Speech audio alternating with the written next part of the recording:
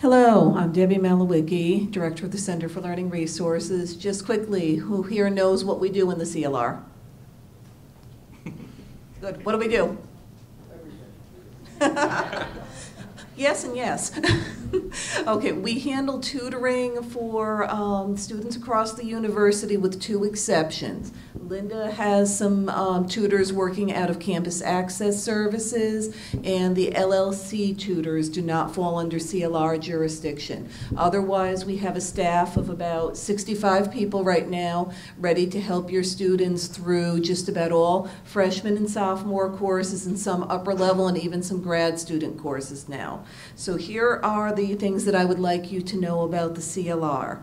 First of all, it's best for students to come to us early as possible rather than waiting until the end of the semester. We have a much higher success rate helping them when we're able to identify early on that they're struggling rather than having them come in crisis mode 3/4 of the way or later toward the end of the semester.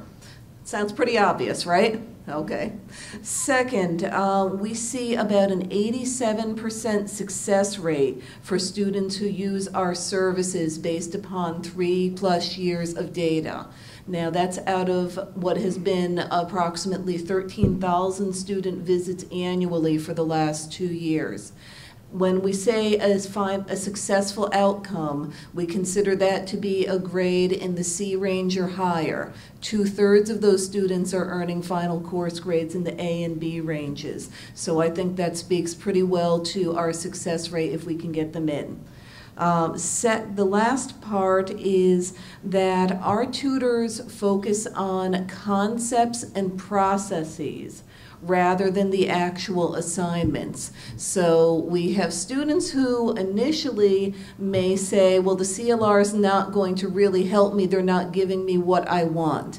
And if what they want is somebody who's going to proofread their paper or do their homework for them, they are absolutely right. We're not going to do that for them.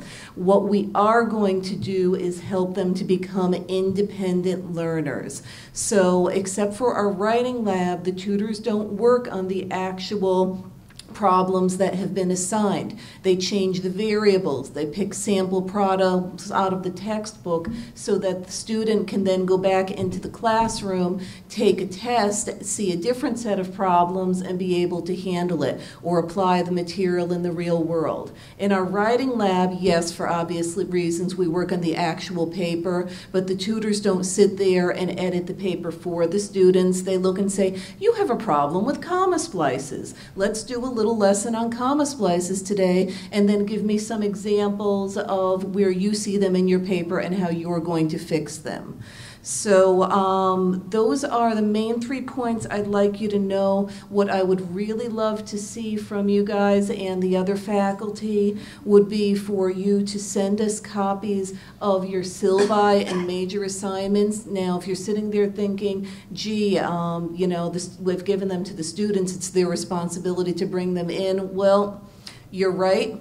But now we live in the real world, and when they come in and they're trying to articulate from memory what you've said in class and the assignment isn't in front of them, then my staff need to start playing guessing games on how to best help them. So if I could get copies on file, that would be awesome. And the last thing I'll mention is that I've given a whole bunch of handouts to each of you on our schedules for this semester, and a nice one and a pretty purple handout called UNH Tutoring Myths versus Facts.